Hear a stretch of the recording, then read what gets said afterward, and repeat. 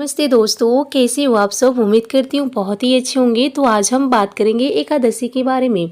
अगस्त 2024 में एकादशी कब पड़ रहा है। पुत्र एकादशी से संतान सुख की होती है प्राप्ति। जाने व्रत में क्या खाएं और क्या ना खाएं।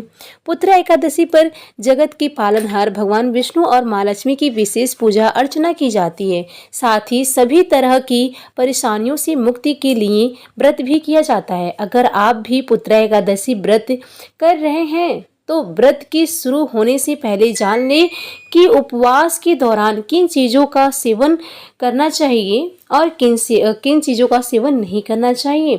सावन में पुत्र एकादशी व्रत किया जाता है। इस दिन भगवान विष्णु की पूजा होती है। व्रत के दौरान खान पान के नियम का पालन अवश्य रखना जरूरी होता है।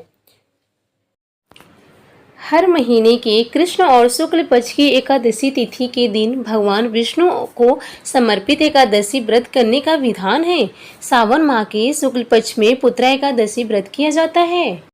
तो यहाँ पे हर महीने की कृष्ण और शुक्ल पक्ष की एकादशी तिथि के दिन भगवान विष्णु को समर्पित एकादशी व्रत करने का विधान है।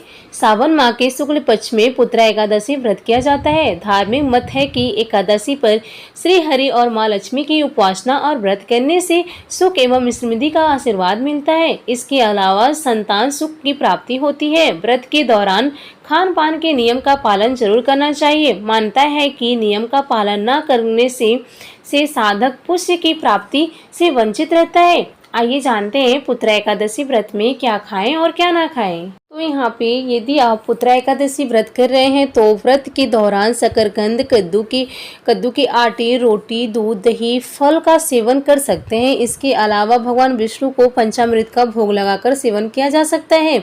और साथ ही मैं आप सभी को बता दूं कि पुत्र एकादशी व्रत में चावल का सेवन नहीं करना चाहिए। इसके अलावा अन्न और नमक का भी सेवन वर्जित है। धार्मिक मानता है कि एकादशी के दिन चावल खाने से इंसान योनि से च्युत होकर उसको अगला जन्म रेंगने वाले जीव से मिलता है। साथ ही जातक को लहसुन, प्याज, मसूर की दाल और मांस नहीं खाना चाहिए। इस तरीके से सेवन नहीं करना चाहिए। अब मैं आप सभी को यहाँ पे बता दूं कि इसका डेट क्या है। पुत्र एकादशी 2024 अगस्त में व्रत कब रखना है। उससे पहले दोस्तों, अगर आप सब हमारे चैनल पे नए आए हो, हमारे चैनल को अभी तक सब्सक्राइब नहीं किए हैं तो प्लीज़ हमारे चैनल को सब्सक्राइब कर लीजिए। नीचे बेल आइकन बटन है, उसको प्रेस कर लीजिए ताकि आने वाले हर एक नोटिफिकेशन वीडियो आप तक सबसे पहले पहुँच सके। तो आइए अब हम बताते हैं एकादशी व्रत कब रखना है अगस्त 2024 में। तो यहाँ पे दोस्तों मैं बता रही हूँ कि एकादशी के दिन जो भी मैं आप सभी को कुछ भी बता रही हूँ कि ये चीज़ का सेवन नहीं करना, तो उस चीज़ का सेवन बिल्कुल मत कीजिएगा। और यहीं पे बात करें कि इसका डेट क्या है। तो सावन माह की शुक्ल पक्ष की एकादशी तिथि 15 अगस्त को सुबह 10:26 पर प्रारंभ हो रही है। वहीं यह तिथि 16 अगस्त को सुबह 9:39 पर रहने वाली है। ऐसे में सावन माह में पुत्र एकादशी का व्रत शुक्रवार 16 अगस्त 2024 को किया जाएगा। एकादशी व्रत का पारण द्वादशी तिथि में किया जाता है। अगस्त 17 को पुत्र एकादशी व्रत का पारण करने का समय है। सुबह 5:51 से लेकर 8:05 के बीच में कर सकते हैं। व्रत का पारण करने के बाद श्रद्धा अनुसार विशेष चीज़ों का दान करना चाहिए। तो आप सभी को 17 अगस्त को पुत्र एकादशी व्रत का पारण करना है और 16 अगस्त को आप सभी को व्रत रखना है। तो ये भी बात आप सभी को क्लियर हो गई। और पारण करने का डेट भी आप सभी को मैं बता दी हूँ कि 5:51 से लेकर के 8:05 के बीच में आप पारण कर सकते हैं। उसके बाद से आप किसी पंडित जी को दान दक्षिणा स्वरूप दे सकते हैं।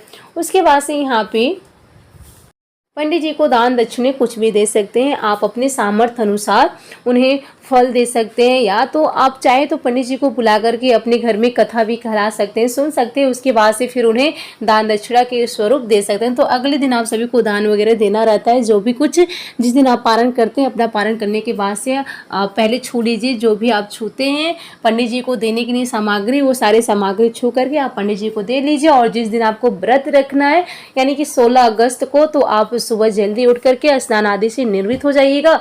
आप चाहे तो किसी नदी सरोवर में भी स्नान कर सकते हैं, या अन्यथा ना हो पाए तो आप अपने घर में ही पानी में गंगा जल डाल दीजिए, आप उससे स्नान कर सकते हैं। तो इस तरीके से भी आपको पूरे लाभ मिल सकता है। उसके बाद से आप सबसे पहले सूर्यदेव को अर्घ्य दीजिए। उसके बाद से आप भगवान विष्णु माँ लक्ष्मी की पूजा कीजिए, उनका आसन लगाइए और विधिवत पूजा कीजिए।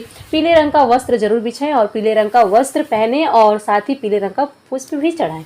तो इस तरीके से आप सभी को करना है। और गंगा और एकादशी वाले दिन आप सभी ध्यान रखिएगा कि तुलसी पत्र बिल्कुल नहीं तोड़ना चाहिए और ना ही तुलसी जी में जल डालना होता है। उस दिन भी तुलसी माता भगवान विष्णु जी के लिए व्रत रखी होती हैं, तो आप सभी को तुलसी जी का पत्ता बिल्कुल नहीं तोड़ना और ना ही उस दिन बाल धुलना होता है आप सभी को। तो बाल सब कुछ आप एक दिन पहले धुल सकते हैं। और तुलसी पत्र अगर आपको ज़रूरत है भगवान विष्णु जी को भोग लगाना तो एक दिन पहले ही तोड़ करके रख लीजिए, लेकिन साथ में माँ लक्ष्मी भी हैं, उनको भोग लगाना, तो तुलसी पत्र बिल्कुल भोग में मत लगाइएगा। इस बात को विशेष ध्यान में रखिएगा। तो इस तरीके से मैं आप सभी को सारी बातें क्लियर कर दी हूँ। अगर आप सभी को मेरा वीडियो पसंद आया तो प्लीज़ हमारे चैनल को लाइक शेयर एंड सब्सक्राइब करना बिल्कुल ना भूलिएगा। चलिए फिर मिलेंगे ऐसी एक नेक्स्ट जानकारी के साथ, तब तक के लिए आप सभी का बहुत बहुत धन्यवाद। अगर कोई भी डाउट रह गया हो तो आप सब क्लियर कर सकते हैं कमेंट बॉक्स में पूछ करके। फिर मिलते हैं ऐसी एक नेक्स्ट वीडियो में, तब तक के लिए नमस्कार, स्वस्थ रहिए, सुरक्षित रहिए और खूब खुश रहिए।